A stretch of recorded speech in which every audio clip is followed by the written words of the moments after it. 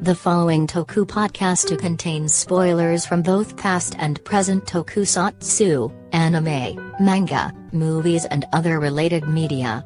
If you do not wish to be spoiled, we suggest turning off the podcast now. Otherwise, please enjoy the show. Hello everybody, welcome to the Toku Podcast, the best show about tokusatsu you've probably never heard of, and boobs! Lots of boobs! Boobs, boobs, boobs, boobs. That's what you gotta know, boobs and asses. Bow! Yeah. Lots of boobies. That's Lots of boobies. That's the best, that's the easiest thing to say, yeah. Oh my god. Alright, well, so today we're going to be talking about Shougeki Gouraigan or Gouraigan or whatever the Look, if you don't get the joke by the time they say the first guy's name, you're kind of lost already. So, fuck. Well, I guess before we start, I'm going to have to do my fucking spiel. So before we, go to the races here. So, if you want to support us financially in any shape or form, PayPal's there. $1 shout out, $5 fucking plug, $10. Audible, free 30-day trial. Quit whenever you want. Keep the free book. Fuck it. And if you don't want to do that, just give us a review on iTunes. Have fun with that. All right, let's get right into this because I think Phil said it best. It was basically Inoue's just fucking wet dream. Yeah. This fucking show, speaking of fever dreams from last week, this show is a fever dream, but it's the fun kind of fever dream where after you've been taking a lot of medicine, so it's just a lot of weird shit happening. Why is it like we've already had 2 weeks in a row of just weird fucking shit? It's like we keep getting these like personal projects that these directors want to make, and it's just never like normal. It's never just like superheroes. We gotta have like weird shit in all of them. It's crazy. Look, clearly you've never experienced a Keita Amemiya show before, because this. I mean I love Amemiya, but like, what the fuck? What else has Amemiya done? Garo. Hakaider. Yeah, he did. Well, yeah, same writer and director for the Hakaider movie. So So you're in good hands. Yeah. Which so Jay, I will say, Inoue and Amemiya really do work together great because this is one of their few collaborations. They've done a lot of other shows together, and they're all really fun. They manage to balance the worser aspects of their styles out together. This show just goes turbocharged in the fucking weirdness. Yeah, because okay, so I guess we should just try and see what we can go for right now. Because, all right, first off, Jay, as usual, do you have any sort of like background on what the fuck this is? No, this show is pretty obscure. I couldn't really find a whole lot of information about it. Base level of the plot is there's these alien angel god thing. Yeah. And one of them, they're transporting evil ones to Earth, and then one of them, who is Black Condor or Jet Condor or whatever the fuck, the Black Ranger from Jetman, I don't remember his name. Jin.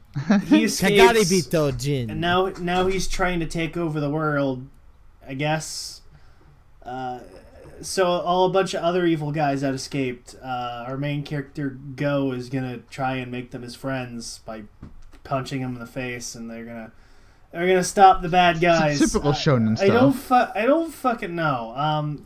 It's a very simple plot. You know what? I was gonna say I can describe it like this: Shougeki Gouraigan in a nutshell is Super Sentai if the villain monsters were the heroes and they didn't give a shit about the kids. Pretty much. Pretty much. That is what you're gonna get with Shougeki Gouraigan, and that's not even really delving into what the fuck this show is. Oh, it's as soon as oh god. Okay, should we explain something to them? Well, I was gonna say let's do what we usually do and go through every fucking character, because I think it's going to be fast enough, because they're pretty much all archetypes in their own little way, but they're going to be fun archetypes to talk about. So let's talk about Go. our main character, essentially, the Red Ranger. He's not the main character because the girl's the main character. Oh, yeah. Because she keeps reminding us that she's the main character. Because this show doesn't know what the fuck a fourth wall is. So, let's talk about Hitomi. Let's talk about her because she's the main character. She doesn't do shit, but she's there. She is kind of mostly useless. Her main gimmick is that she can see the monsters have like a not a force field, like a disguise on them where they look like humans, and she can see through it for whatever reason. So they play with that a lot, where they'll have the Hikaribito in their human forms, and then we'll change camera angles and then switch back, and they'll be in their monster forms, or like we'll cut quick cuts of them swapping between forms, and it's a nice little effect, and they really do it well, and it I don't really know how to describe it, but it's done really well, and I like the way it's integrated with the them only time switching between their forms. But as for Hitomi, she just kind of exists. She mostly just plays the straight man role. They make fun of her a lot because she's kind of like a gloomy weirdo who sits around and listens to Rakugo comedy, which is it's always the same one too. It's always the same comedy bit for some reason. It's a fucking cassette, Jay. What do you want? The funny thing is, listening to a cassette. She can't. Funny enough, they say in the second episode, even though it only happens once, there's only a period of time where she can't see the Hikaribito and another monster race on her period days. Yeah, which is completely irrelevant for some reason. I don't know why they bothered bringing it up. It's literally just a throwaway joke gag that never gets brought up, which is 99% of the plots in this fucking show. That is pretty. Yeah, that's 99% of the plots is let's make a throwaway line about something and then never do anything with it. Pretty much. So yeah, like Hitomi. I mean, to be fair, I think her gimmick is to just be fucking useless anyways. Because like, the fuck does she do? Not really anything. So let's get to the actual main character. I know what she does. The Imagine. I know. The Hikaribito. I know what she does. In the daytime she's Hitomi, very, very sulky young girl. At night she's Pink Cat of the Go Busters. Pink. Wait a minute, is that her? Yeah, that's her. Yes, yeah, that's Pink Buster. No way! Holy shit, I didn't recognize her. Well, to be fair, they were two entirely different characters, so it's kind of hard to tell. Then again, also Pink Buster was in one fucking episode, so not exactly like it's a easy thing to remember. But let's get to the Imagine. Yeah. The Hikaribito. Because it's, I say that, but anybody going into this with like a cursory knowledge of like, Kamen Rider and such like that, you're gonna be able to see this show and see the Imagine, because they basically do act like the Imagine. They're monsters who are just a bunch of fucking goofballs who have no idea what they're doing. I mean, and Go looks almost exactly like Momotaro's too. Obviously, he's got a different color scheme, but he's got a very similar design to him. Yeah, I mean, obviously that I'm guaranteeing that was done on purpose, but honestly, I didn't really mind it because it wasn't. The characters, well, they had similar archetypes. They were able to fit them in a way that they didn't feel like the exact same characters like the Taros. Like with Go, he's Momotaros. He's hot-headed. He always wants to like get into fights, but he's not like Momotaros in the sense that he's just a fucking meathead who just wants to beat the shit out of anybody who looks at him the wrong way. He's a noble guy. He's a noble meathead. It's like if Momotaros followed, like, I guess, Bushido. That's what you get. It's like if Momotaros and Kintaros fused, basically. Pretty much. Yeah, kind of. Even though we do have a Kintaros in this show, but we'll get to him. fucking Saga. Thanks, guys. I didn't think we're gonna see him. But yeah, so Go. He's a good guy. He's a goofball, but he's a good guy. I liked him a lot. Though I do have one thing. There's no way the actor who played him would ever be on a Muscle and Fitness magazine. That's some bullshit. Did you see the guy? Well, you know what? It's Japan. They're different. It's weird. He's slenderly fit man. Oh. That's kind of the thing is that like we said, the characters are very one note, kind of not necessarily stock characteristics, but they're archetypes. They don't really have much to them other than that. So it's kind of hard to talk about the characters in any real meaningful way.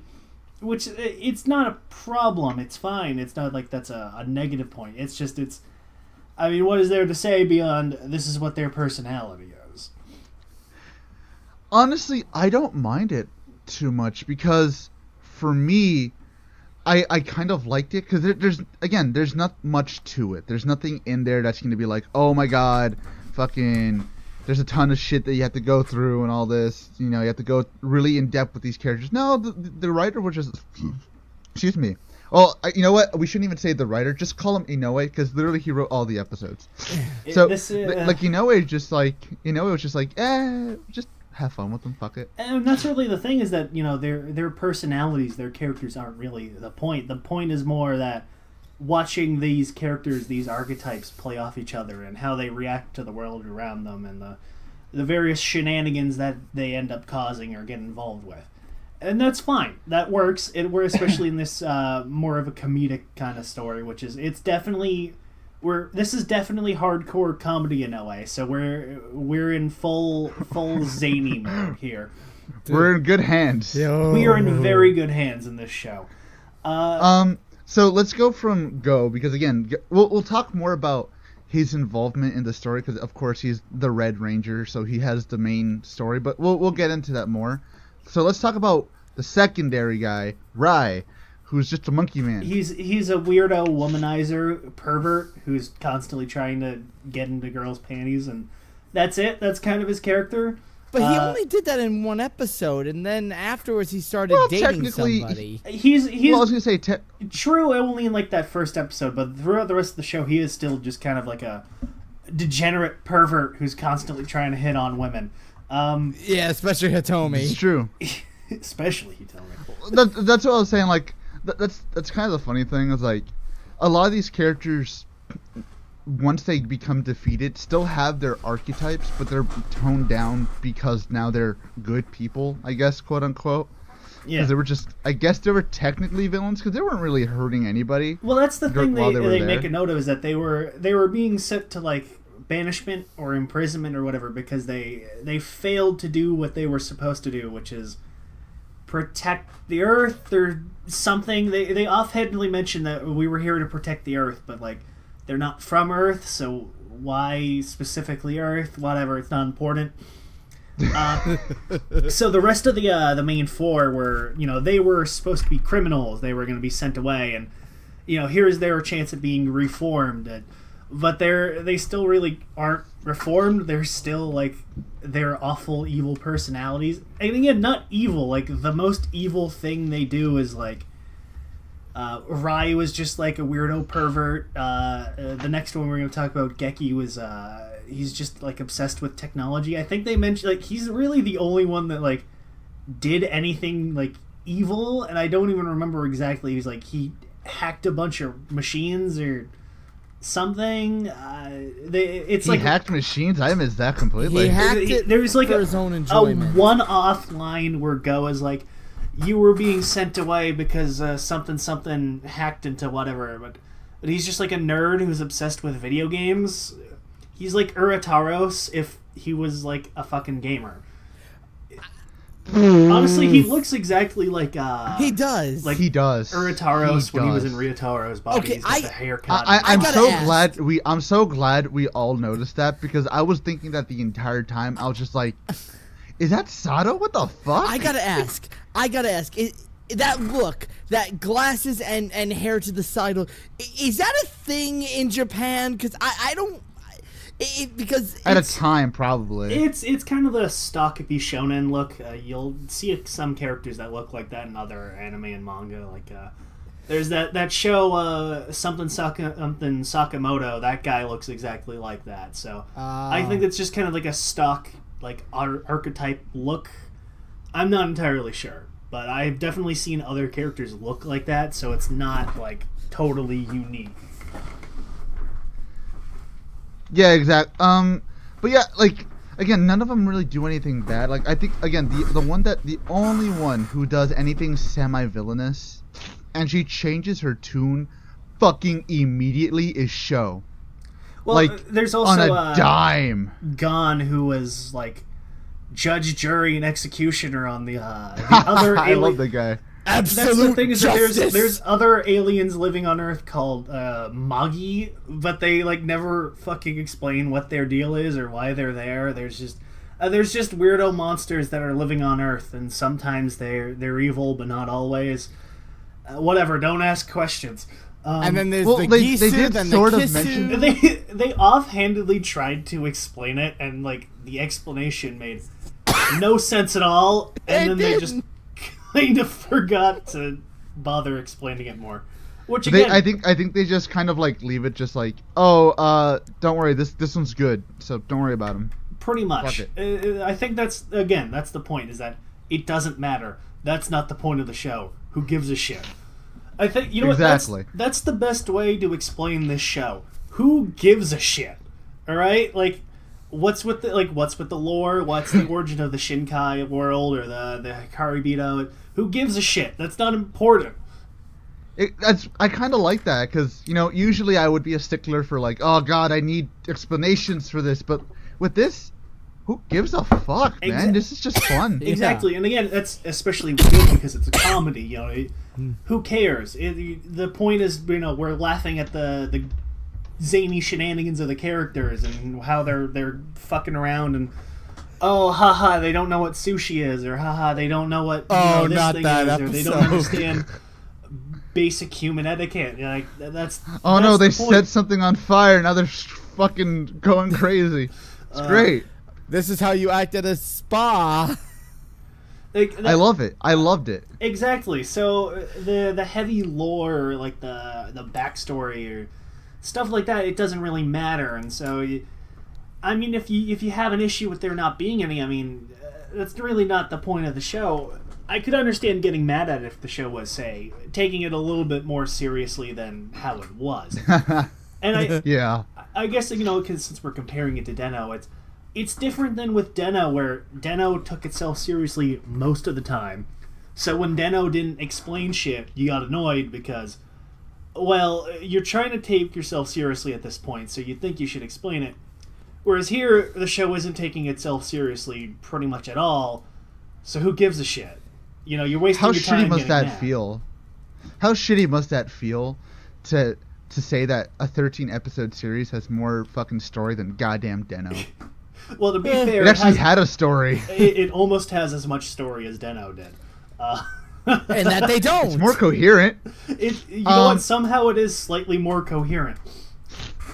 So I think we already talked about Sho. No, I mean, she's Sho is she's also a woman. a weirdo pervert, but also she's a girl, so that's Well, no, it's here's a the different thing. kind Well, of weirdo. She's not really a pervert. She's more like, I just want to be pretty, and that's pretty much her gimmick. I just want to be the most pretty. But I actually liked her episode. Constantly trying to hop on Go's dick because I he can kicked her ass. explain those two. One, I liked Sho's episode because it was a very good example about it showed. no. God damn it, you two.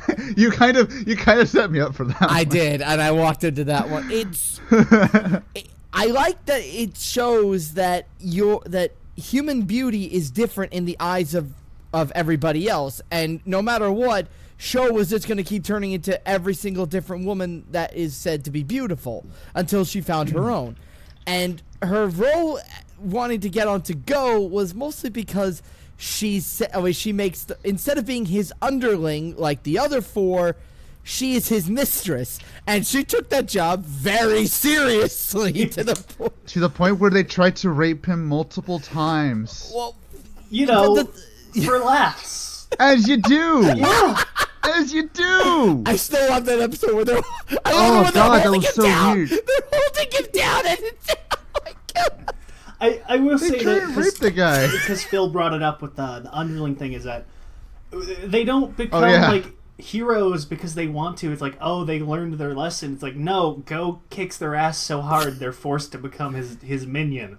Except for Gon. Except for Well, Gon. except for Yeah, Gon, Gon was who like, does "I it respect willingly, you but enough." Gon is gone. And I think that's nice. It's a nice little like subversion of the usual defeat equals now we're friends kind of trope with that usually happens in these kinds of shows where, oh, we beat the villain and now he's our friend because we kicked his ass so hard. It's, no, I'm gonna kick your ass so hard you have no choice to be my man. I'm gonna beat the shit out of you so hard you're gonna have to be my friend. Exactly. And Isn't that just Forza? that is what Yeah, Forza it is. God, Forza's a lot darker than I realized. So let's move on to Gon, who is basically just Saga, except with a deeper voice. Who I swear to God, I thought it was the, oh God, what's his name? He's like in everything. The guy who voices like Chibity and Jiraiya. I swear I thought that was him. You know what? He kind of sounds like that a little bit. Right? So often like he would say something, and I'm just like, is that him? Honestly, no. I guess he's just him. He sounds more like Kintaros, which is fitting because he's basically just Kintaros. If Kintaros was a fucking psycho not RoboCop, chasing Judge Dredd motherfuckers style with guns. murderer. I absolutely loved that scene in the spa where he's just chasing the girls with a fucking flintlock. It's just beautiful. That's just great. That's great. I love it. I will say, again, that's pretty much it. One thing that, two things. One, I didn't even realize that was Saga until you just pointed it out, because good lord, he's kind of fat in this show. I think it might just be the costume. He's a bit chunky. And two, honestly, I would say he's the best, but mostly because he's the comedically serious character that you always get, so he gets the most amount of fun, which is a shame because he kind of ends up having the least amount of screen time. You see, I was gonna say, I think it's mostly the scarf that makes him look chubby, because like his entire neck is covered at all fucking times. Yeah, I can see that. It's really weird. Though I will say, I do like his pants. I don't know why, his pants were just kind of cool. All of the costume designs, both in the human forms and the monsters, were top notch this show. Top notch this series. Yeah, especially Shows, because she didn't wear fucking anything. That's true. Basically. No, like Show half wore of the time stuff. she wasn't wearing jack and shit. No, Show wore a white dress and that was it. Well, no, she changed it up a little bit sometimes. I mean, when they tried to rape Go, she was wearing a white dress. Yes, It's true. So that's the main good guys. Let's talk about Black Condor, aka Jin, who is just aka Sixth a Ranger dick. by choice. Oh, what the fuck was his plan exactly? He was gonna destroy the world for Rin. even though Rin's a fucking hoe. His not girlfriend. Oh, the secretary. No, his mistress. I don't fucking know. The Magi. And then the girl who ended up being a Magi. Then he does nothing for the entire show up until the last 2 episodes, except doing nothing but getting laid constantly for some reason because his secretary is a fucking psychopath. I mean, Jay, it's like you said, like he just needs to breathe, and she's like, "How can I not fuck?" I mean, this? yeah, exactly. Look, that's how Black Condor. That's how Black Condor was in Jetman, where he just needed to look at you and from half a mile away, and you'd be instantly horny for him.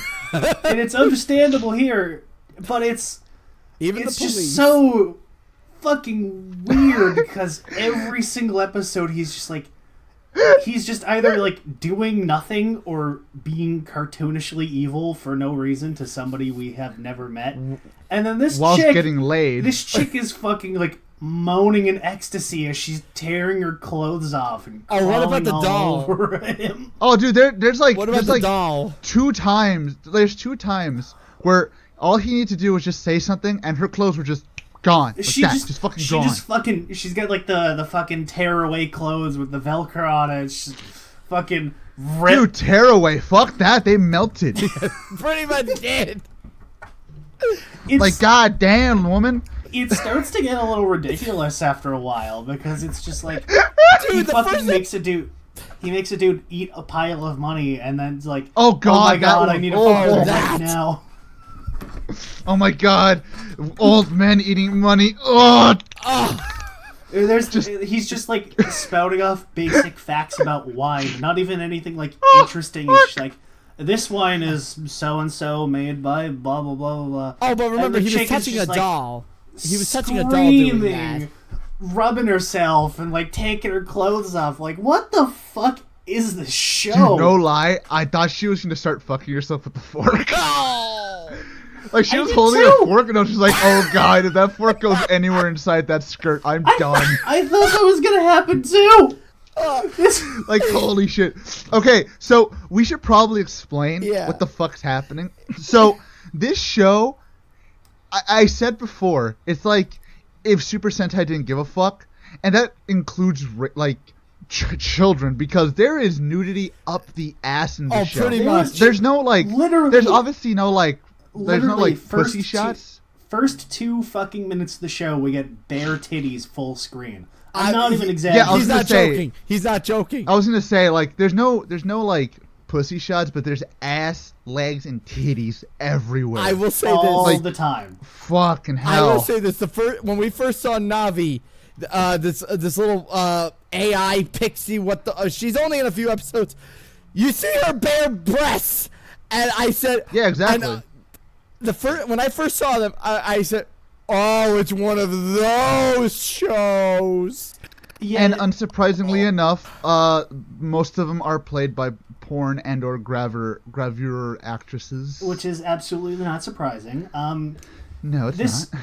That's the thing, is that the show is very, very bizarrely sexual, and like it is. Yeah. There's a lot, like, just constant nudity or like sexual overtones or like sex jokes, or like there's seriously a fucking shot where Go and his not girlfriend have sex in the other room where Hitomi is just sitting and sitting there like listening to them, and it's like, what the fuck? And they make no bones of like trying to hide it. No. You know what they're fucking doing. No. You hear the noises. They go so far as to be like, I'll do my best, and then they turn the lights off and close, and he's like, let's combine, and like, oh, and all you hear is like a fucking gunshot, like, I'm like, wow, and see, that's the thing. That's just like one that's played for laughs. Like Jay said earlier, the secretary for Black Condor, she is constantly on his dick. Pretty much. Like constantly. The fact they didn't have this woman be naked 24/7 in the show is a fucking restraint on Amemiya's part. Because every time she's around him, I swear to God, she is like 2 seconds away from being lifted off the floor from her own orgasm. Or what about this? It's fucking ridiculous. Or what about this? What I want to know is, because both Inoue and Amemiya like to have lots of sexual theming in their show. Amemiya tends to be more restrained than Inoue does. So what I want to know is, was this Amemiya showing restraint, or was this Inoue who's showing restraint? Because I can't fucking tell. I don't know. Now that's a good one. That's a good one. We'll never know, Jay. Because here's the thing: in one episode alone, there are 3 women who we don't even know. And I mentioned this doll. It's this very weird fucking doll that Black Condor fucking would doll just, is correct, actually. he would rub it up and down. He would rub his finger up and down it, and the women would just like it'd be like they were on fucking ecstasy, and then times 2. and then they die. Yeah, he just kills them. He fucking Thanos them, just hardcore. It's hilarious. Again. You think, like, anybody listening to you think we're exaggerating how sexual this show is. Think of it this way. There's a single scene, I'm not going to tell you when, where the secretary does something, and Black Condor is so pissed off, he goes up to her and just gropes her ass. He just, he like, doesn't kill her. He just gropes her. Grabs her ass and squeezes it like he's trying to crush it. Oh, he did. And then like he just starts fucking groping her. That was because she destroyed the dress that he had made for Rin. Right. And all I'm thinking in my head is he gonna try to seduce the dress girl? He probably did. So let's go into like Granny and Rin because they're basically one of the same characters. So Granny, aka the best character. Grandma is the best character because she's the zany old grandma character. I think that's all I need to say. She's fucking hilarious. And she really doesn't even do much, Rin. But she's just kind of... No, yeah. She's mostly a background character, but it's like... She'll be saying something, like, just completely random, and it's funny, or just, like... I don't really know. Like, she's... Like we said, she's the funny grandma character. That's the thing, is that everybody in the show is kind of an archetype, so it's kind of hard to really explain any one thing that they do that's funny. It's just... This is their character... That's it. That's kind of the whole explanation we need to give. And then she dies and comes back. And then she says, don't worry about it. It's the last episode. Don't worry about it. So Shut up. There's the shock reveal where it turns out that the grandma had been dead the whole time and was in fact Go's not girlfriend Rin. And then the real grandma comes back as a ghost. And then now she's alive, but sometimes still a ghost. Literally never explained. Hitomi asks, like, aren't you supposed to be dead? It's like, come on, I'm not supposed to be dead yet. Besides, the show still needs me. Looks at the camera, it's like, the show still needs me, guys. Oh, God. And then another episode where she asks the local homeless guy who's played by that dude who's in every show, but he's never anything important, so you never remember him really at all. He's like, hey, aren't you supposed to be dead? Which is weird because I don't know how he knew she was supposed to be dead. And she's like, look, it's the last episode. Who gives a shit, all right? So before we get into the plot, with like basically the actual plot and other stuff, can we talk about how I mentioned earlier, how this show doesn't give a fuck about the fourth wall? No, it does not. At all. It doesn't give a shit. One of the first lines of dialogue in the show is Hitomi talking about how she's the protagonist of the show, and like, oh, look at me, I'm making an embarrassment of myself in the first episode. What are you guys gonna think about me? Oh no. And then she's like, oh wait, I shouldn't be saying that. Please forget I said that, audience. And see, you think, right? You think like, oh, it's just to them, like, every once in a while, hey, look, that's the camera. Hey, look, hey, hi, audience. No, it goes so fucking far, and they do this multiple times, where you have the human version and the monster version of the main characters sitting next to each other for no reason. Yeah, and then like they'll do that joke where you know how like they had like the I don't remember exactly the name, but like they'll have like the stage hands and like the black ninja, not ninja. Oh costumes, yeah. Like the Kurokos. Like stage, they'll have them in like the Kuroko costumes, so they don't have to like spend money on effects. So like you'll see them like standing, holding like props to make it look like they're moving them. Or you get shit like that, or like you'll. Or see what about the baton pass? What about the baton pass when they're doing the baton pass was fucking hilarious. Oh. That shit got me so bad. I was like, wow, that's amazing. That was amazing. It's the best. And that's the thing. Just to tell you, just to show you how much this show really doesn't take itself seriously, there's a point where Jin and Go are having this heated conversation about who Rin actually loves on children's fucking horses. Riding horses, the spring horses at like you fucking. Oh my god. It is so fucking good. But yeah, the fourth wall humor in the show it's intense, but it's not like constantly. So like it happens enough where you remember, oh yeah, they don't give a shit about the fourth wall, but it's not constantly. So like say like it's not like Deadpool tier where it's every single joke is, haha, I'm self-aware and I know the fourth wall exists. Dude, this is like the mask. This is like the mask level of fourth wall. It's kind of like the mask tier, where they acknowledge the fourth wall and the nature of it just enough where it's not distracting, but it's still like, you don't forget that they just, like, they're aware they're in a TV show.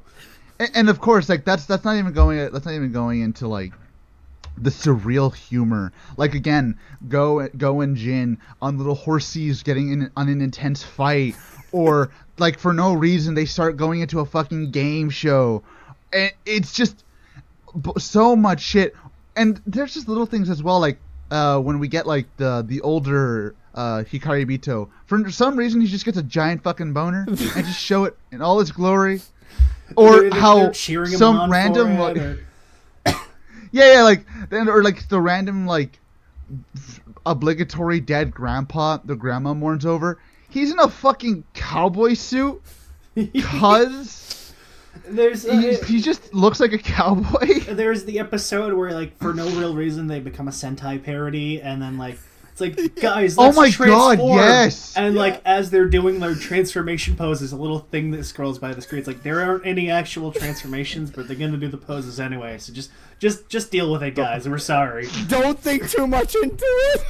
one of my favorite little like jokes was when they went to the hot spring, and it was just like, oh, here's for like the people who won the hot spring, and then here's for the Shougeki Gouraigan film crew. Oh my god. This is welcome. It's just constantly like beating the shit out of you with these jokes, and 90% of them land really, really fucking well. Oh yeah, that's the thing, is that it's like we've said, we've talked about Inoue's writing, and we've talked about his comedy plenty of times before, so really just go back to any other episode of the show where we talked about an Inoue show when he's doing like comedy Inoue, and that's basically the entire humor of the show. And it's not bad. He's wonderful at comedy. It's really his highlight, because anytime he does anything serious, it's well, we've talked about that before. I mean, need I say anything more than the Dark Kitchen just to tell you that? Exactly. Like, that's the thing. It's a comedy written by Toshiki Inoue. That's really all you need to say about the writing there. You should be able to understand just what kind of humor you're getting into just purely from that. So, moving on from the humor real quick onto the show itself. The show itself is fucking beautiful. It is. Like, at all times, it is beautiful. And there's the highlights of Amemiya as the director, where it's exactly, you got his design work, and you got his directing, and his action scenes, and all of that. So it's his art style really shines through with both the Hikari Bito and the monster designs, where it's got that very lifelike, photorealistic, very intense, very chaotic design to it, where it's this really stylistic and really like heavily detailed artwork to it. And for the suits, it looks really good, and with the monsters, sometimes when the Magi are kind of cheap looking, but I'm not sure whether that's like intentional or not. So, but I think it might have been just because of the way they were moving around. Yeah, then again, they're not really too much in the show anyways, so it's not as big of an issue.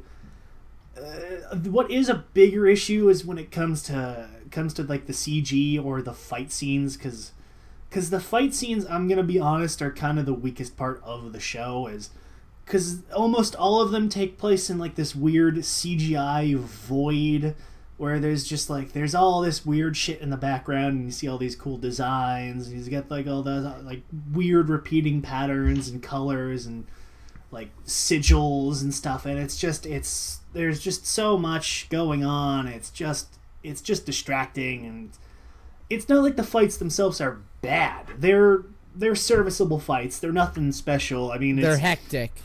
They're like mid-grade Garo fights. They're nothing spectacular. They're nothing super crazy, but they're competently done. There's decent choreography. There's decent acting done with the fights.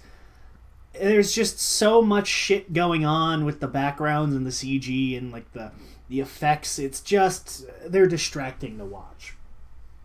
I think the most exciting fight was the one where they didn't even do that in, when they were in the Super Sentai parody. That was the best fight scene of the show, is because we're not in this CGI set. We're in like a real set. We're still using CGI, but it's still more practical effects, and that's when it really shines, is when it's ironically making fun of another show.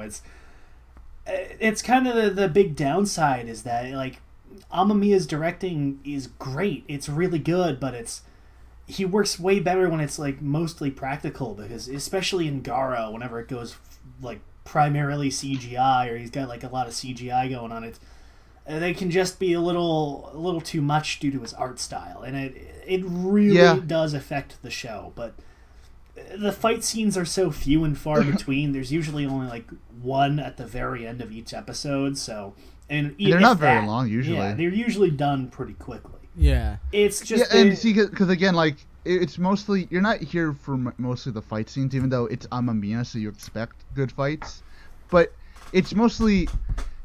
It's just how weird the show can get. Because again, as we said earlier, the show has a thing of going with essentially one joke and taking that all the way through.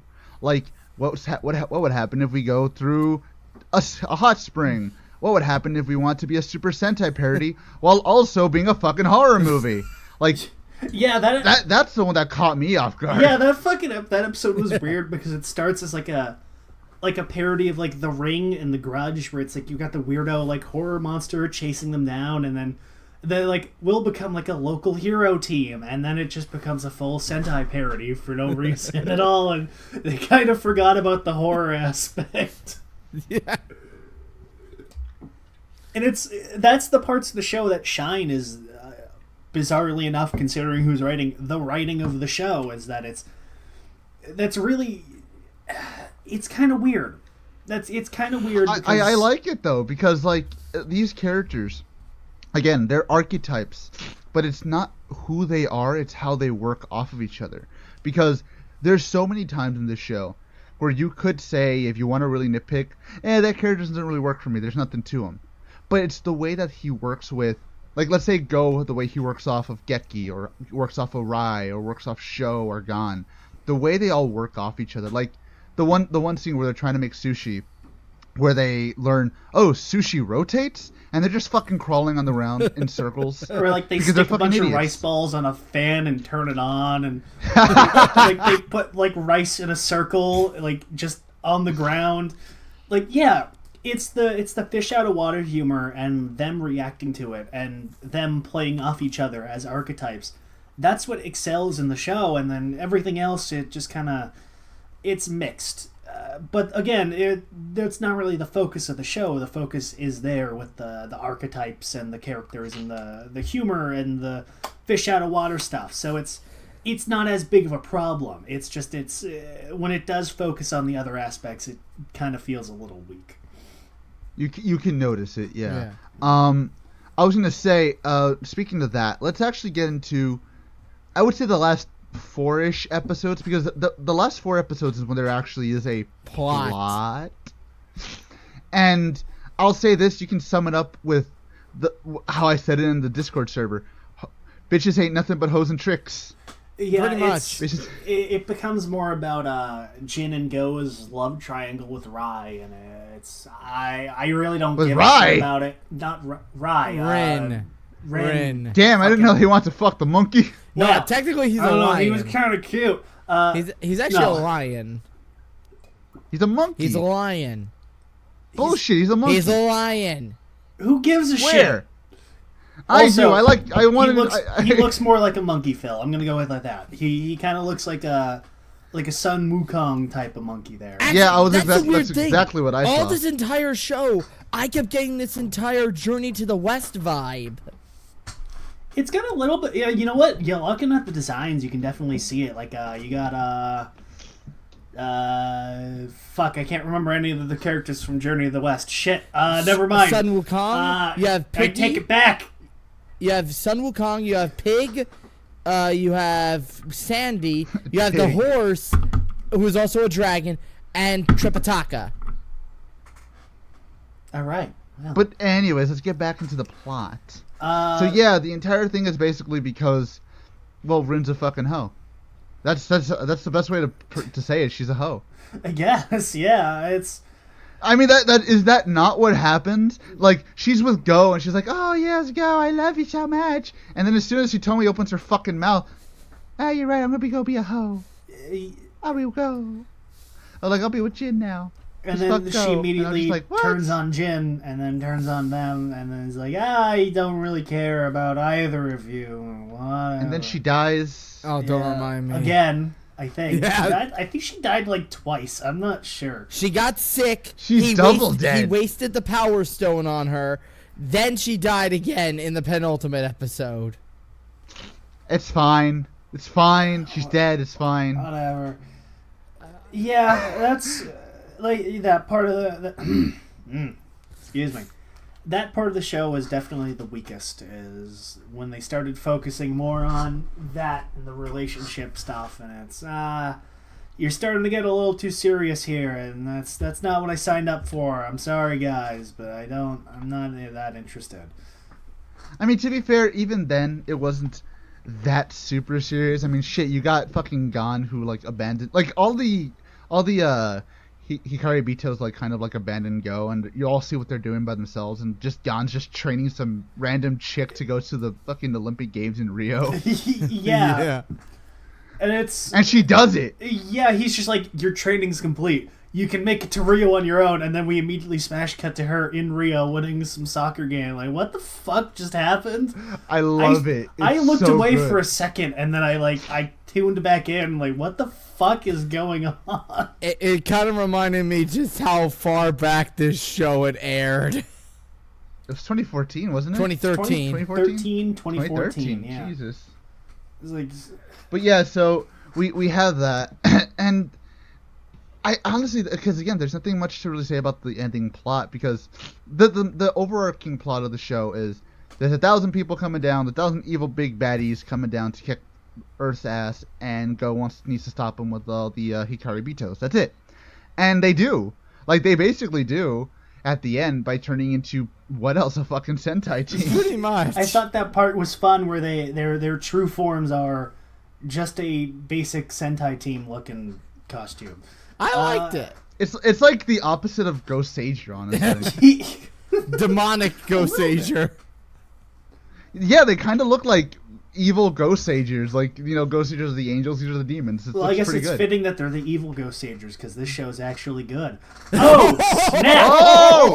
Oh, sick burn! Sick burn! And now the 5 Ghost Sager fans that still exist are going to come at you. Actually gay! Jesus.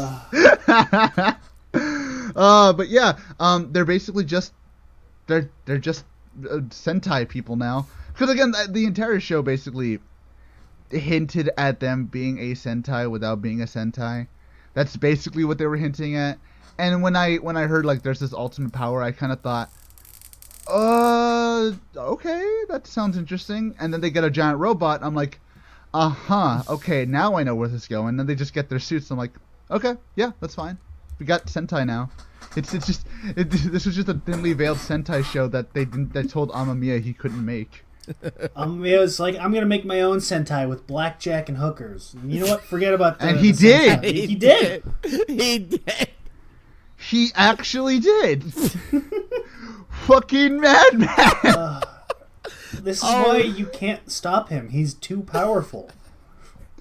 Amemiya and Inoue, like, fused together would be fucking beautiful. Like, I mean, could you imagine that's the what shit this they show could do? is. It's them, the best parts of both of their styles working together, and it's a really, really fun watch. But it's so fucking weird. It's a mile a minute, dude. It's a mile a minute. It is. It really is. I mean, shit. There was an entire scene where like the fucking Magi came back. Like he was able to possess somebody because he felt bad about some girl because her boyfriend died. So like, but like they do it in like this weird art style, like the flashback, and that never happens again. It's just once that happens. Like there's a million moments in this show you could point to as that's really fucking weird. And somebody else could be like, well, yeah, but this is even fucking weirder in this show, which is great. That's the thing, yeah, is that the show is constantly testing itself with how weird it can get, and I think that's what makes it so fun. Is that like you can never expect what's going to happen the next second. It's no matter how weird the show ends up being, it's always going to end up probably being weirder. You mean like that twist at the ending? Which one? You know which one I'm talking about. Which one? The king? Oh, you mean how like they fucking just replaced the king out of nowhere?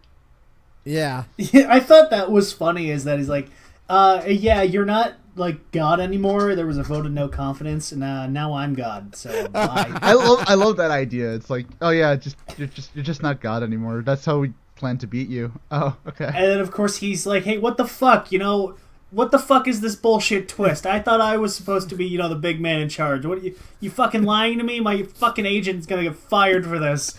I fucking love that. Because again, it's just a mile a minute every single time. And it almost feels like there's no time to take a break, because especially if you're binging the show like Phil, I, and Jay did, we just binged it. So for us, it's like every second there's something on screen, and and they never take a second to like just calm down. It's like, no, if we calm down, we'll lose your attention. Keep fucking going. And it's beautiful. It's almost like but yeah, insane. it never really gets like exhausting like a lot of kind of shows like that. It's always still manages to keep your attention with how weird it is. No matter how weird it gets, it never becomes overwhelming with all the shit it throws at you. And here's the best thing, guys. If you want to watch this show, you can, because it's only 13 episodes. Pretty much. Yeah, it's relatively short. You can get through it pretty quick. It's really, that's the best part about the show, is that it is so short. I think if it was any longer, I think the comedy would start to get old after a while. Yeah. So that's definitely an upside to the show. You can watch it in a weekend. Just sit down, binge it all, and you'll be like, yeah, that was a show I watched, and that was fun. Honestly, I like this show a lot more than I thought I ever would. Because going into it, I'm just like, alright, it's Inoue, it's Amemiya. What the fuck is Inoue gonna do? And like at the beginning, even then, at the beginning I was kind of scared, because I thought, oh god, we're gonna get serious Inoue. Ah, jeez, and all this nudity and all these titties is not gonna end well for anybody. And then it just drops the pretense like immediately to just go into comedy. I'm like, alright, yeah, I'm in. I will say this, that I have seen shows well, mostly one particular anime, where they have all this seriousness and then they drop it for like comedic stuff. Yeah, and that's why I'm glad that they did that in the first episode, because seriously, I don't think this show could not be taken like seriously if they wanted to, for me at least. And honestly, I'm glad they didn't, because as a comedy, it worked really goddamn well. It was really funny. Like I had said, that's definitely the weakest aspect of the show, is when it does start to take itself seriously, it's just, like, who cares? Get back to the funny, I've seen this done better in other shows. Just get back to the funny. And that's, and see, like, we say that like if it's a super huge detriment. The good thing about the show is that even though it does have those slugs, they don't stick around for very long. They end like really quickly. So even if you're getting kind of bored with the serious stuff, immediately right after there's like 50 jokes that are gonna make you laugh your ass off. Like, and it's great. I loved it. It's honestly, for me, I think it's one of my standouts of the ones that we've done this year, because I didn't expect it to be this good. I really didn't. And I think this is really the highlight of the year so far. Is this show is such an odd little experience. It's kind of surprising not many people know about it, and right, especially with who's definitely connected to it. Yeah, it's definitely one of Inoue and Amemiya's more forgotten roles. It's not roles, productions, I guess is the better word. And it's a fucking shame, because, like I said before, it is honestly one of the most. It's one of the best written and tightly knit comedies I've seen in a long time. Even after like Akiba Ranger, like because again, this show, it had no fucking rules like Akiba Ranger. So this one just went all out. Like, they didn't give a shit who they pissed off. And I'm happy about that. Because, again, Inoue and Amemiya, they're crazy motherfuckers. And I would love to see Toei try and tell them to stop. They would kill them. They would probably eat their souls. Knowing them. Have you seen what Inoue looks like? I mean, He looks like he'd eat my soul. Isn't there He's like a already fucking eaten my soul. Isn't there a fucking picture of him just holding a fucking knife and smiling? Yes, and it's a photo with him and Kohei Murakami, and Murakami's licking a knife. They're just fucking weirdos. Oh yeah, I forgot to mention it was Old Man Inoue's birthday the other day. So happy birthday Cheers. to you. Cheers, Inoue. Do more of this. Cheers, you glorious old madman. Come Please back and keep do giving us Kamen good Rider. work. Come back Please and do come back Kamen to Rider Rider. and bring Amemiya with you and watch Toei's Yes. budget go. Yes. Just Do their more shows money. together, guys, please. Their money would just go. I think in like the first minute it'd be like, you blew out the budget. Just the budget's gone. That was the budget for the entire series. You wasted it more than faster than Gatakiri budget. Oh god, I would love it. I would love if they come back and they would get fired immediately because they just went over budget in the first episode. Like this is That only sounds supposed to be about like right. it was also only supposed to be like a 400,000 yen production. Somehow it became 2 million. How the fuck did you do that? How the fuck? Whoops. Spaghettios. Fucking madmen, dude. They would do that, wouldn't they? Just to piss them off. They would. Because what are they gonna do? Amemiya would. I know Inoue is the writer, but I think he'd be like, hell yeah, let's do that, bro. And he'd just write the weirdest shit to let it happen. I mean, what would Toei do? Fire them? Oh, ooh, we're so scared. Pretty much. They're They just fucking keep making the untouchable. show without them. They're fucking untouchable. Holy shit, dude. I love these Pretty guys. much. Oh man, Ugh. the crazy old men do it again. But yes, overall, I mean, I'll give my final thoughts here. Go watch the show. Like, seriously, I can't give this show enough of a recommendation. It's 13 episodes. It's short. Yes, the only people who have subbed it are TVN, but even then, it's not even one of their most egregious subbings. It's passable because they're not using eye-wrenching fonts at all times. Yeah, that's the one thing that surprised me about the subs is that they use the same font the entire show. They never switch to any other kind of font for like when the characters are in their monster forms or like whenever they're doing like whenever there's like pop-ups on the screen, they'll use a different font. But that's fine. That's because it's supposed to be stylized. I'll give them that. And it's But extreme like, restraint. once an episode for one line. Yeah. Everybody uses the same font. There's no like color switching or weird shit. They don't do their usual TVN bullshit. It's fine. I mean, obviously, translation-wise, it's good. Obviously, there could be better, but Yeah. it's definitely one of their better productions, I guess is the best way to put it. At least one of Takanoko's better productions. And going back to what I was saying, you can watch it. The subs are out there. Again, it's super short, 13 episodes. Everybody plays their part really well. Every actor is hilarious, even though none of them have gone on to do anything afterwards, mostly, except for Geki and I think Gon. Well, obviously Gon has gone off to do some stuff, and most of the porn actresses, obviously. But most of these actors do exactly what they should. They're hilarious. They're fun, and the story. I mean, again, if you really, really need a fucking hardcore lore story, this isn't for you. Go in it. Again, like I said, if Super Sentai was played only by the villains and they didn't give a shit about the kids and they just went with it, that's literally the best way I could fucking put this. Phil, if you want to go. Pretty much, yeah. Pretty much the same. It's a zany, surreal comedy. It's 13 episodes. Give it a watch.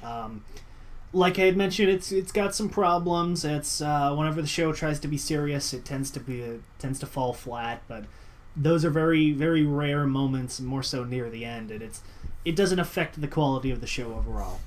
If you have ever watched or enjoyed an Inoue shows and his humor, you should already have probably seen this show because you're missing out. Other than that, if you're not particularly well experienced with his kind of comedy, you might get a little overwhelmed, but who gives a fuck? Like I said, this is very much a who gives a fuck kind of show. Pretty much. Yeah, and that's fine. So Phil, what about you?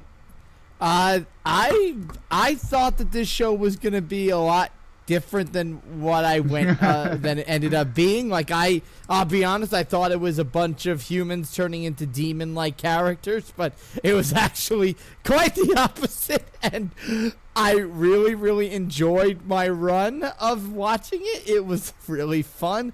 All I gotta say is, please make toys. I will buy the figures, please. I want them. Sadly, it's a little too late for them to actually probably make toys. I mean, this was 2014. That's a long time ago. I know, but now I got the money for it. Right? Oh well. But yeah, like we said, go watch it. It's all up, and it's in decent quality for what it is. I mean, shit, dude. You'll love it. You'll have a lot of fun. I had a lot of fun. So with that being said, it's time for the wheel. goddamn wheel. In it. Where the fuck is the wheel? Ah, here it is. Oh god, this was spin.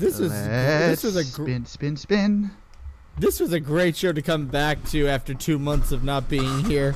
Right? It's great, isn't it? Let's hope we get a really bad one next, a 60 episode one, just to piss you off. What? Knock on wood. It's Ghost 2. No. God, Electric Boogaloo. Oh, we're doing Wizard? Oh, cool. I've watched Wizard, so I'm okay with it. Hold on, I just want to check how long this is, because I landed on something, but I want to check how long it is. I don't think it's very long, though, if I remember. Oh, no. Oh, it's only 12. Okay. Same thing. Like usual. 12? Yeah, it's only 12 episodes like usual. All right. It says I got a lot of Well, zero, Phil, one. you're going to like it when I show you what we're doing. I got 0, Oh, 1, God. and Ryu Soldier to catch up on. You're going to love what we're doing, Phil. You're going to love it so much, you're going to cry. If Jay says, oh no, I'm scared. It's Kanpai Senshi After 5. Oh, yes! Yes! We finally get to talk about it. Yes! Oh my god, it's been so We're long down since in I've seen 3 that. for 3. Right? And it's only 12 episodes, so it's, yeah, fuck it. It just sounds like fun. I don't mind it. Oh, yes. See, it's funny because I was kind of hoping we were going to land on fucking Great Hero Yoshihiko, but then I remembered Overtime's never going to finish those, so. Fuck you. Oh, boy. Fuck you. Well, fuck you. Fuck you, Baltimore. Anyways. Fuck you, Baltimore. You're a dumb enough idiot to buy a new car this weekend. You're a big enough schmuck to come down to Big Bill's hell. I don't remember the rest of it after that part. If you're a dumb enough schmuck to believe Overtime's going to finish this, you're a dumb enough schmuck to just keep watching TVN. Anyways. Boom! But yeah, next week we're doing Kanpai Senshi. We're just on a roll with like I guess mainstream shows. Because this isn't really a mainstream show anymore. It ended, didn't it? Well, allegedly, they said they were going to do a 3rd season in a movie like 2 fucking years ago. I think they just fucking... that They hasn't lied, come. Jay. They lied. God, look, you know what? Yoshihiko got a 3rd season after like 5 years, alright? I'm still holding out hope, okay? We're never going to do it, Jay. It's fine. Just give up. It's fine. Just cry it out, bro. Just cry it out. It's fine. They said they'd be back. They loved me. They said they loved me. They said they loved me, damn it. Oh, will you two calm down? But yes, whatever. Kanpai Senshi After 5 next week. I'm excited because I haven't seen this show in a long time. Actually, I don't even remember if I finished it, funny enough. So I didn't even think I finished it. I used to have it on my computer, but then I deleted it. Well, I mean, we're going to be able to watch it again, so fuck yeah. So, that being said, guys, hope you enjoyed today. If you want to join the Discord server and yell at us, do it, and then we'll laugh at you for it.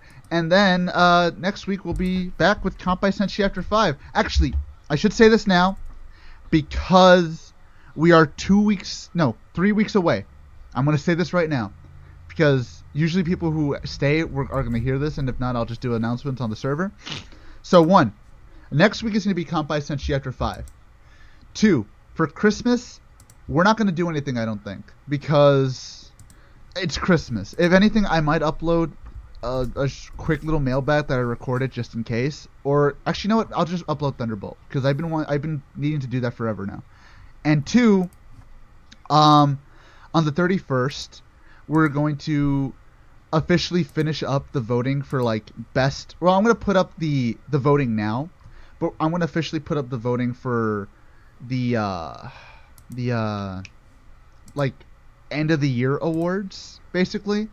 So that way you can vote for us wherever you want, basically, and we'll do like a year. Basically, what we're gonna do is a year-end award thing: best episode, best show that we reviewed, essentially, all that good shit. So, I'll explain a little more later, but for now, that's what we're doing. That's what I should explain now before I fucking forget. And with that being said, we'll see you guys next week. Bye bye. Goodbye. Bye.